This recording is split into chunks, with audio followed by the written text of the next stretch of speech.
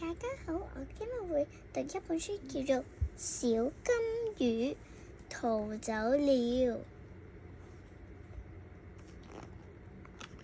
小金魚在魚缸裏，小金魚逃走了，逃到哪裏去了呢？大家老師問下小朋友，知唔知道佢去咗邊？小金魚呢？哎呀，又逃走了！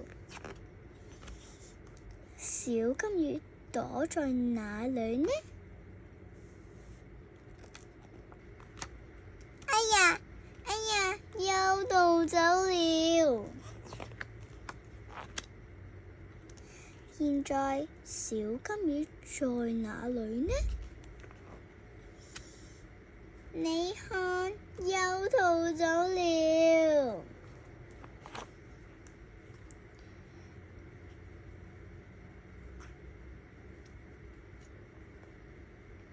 逃到哪裏去了呢？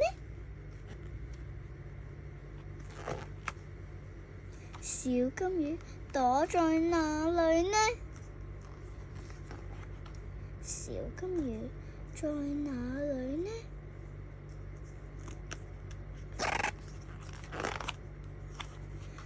找到了，找到了！小金魚不再逃走了。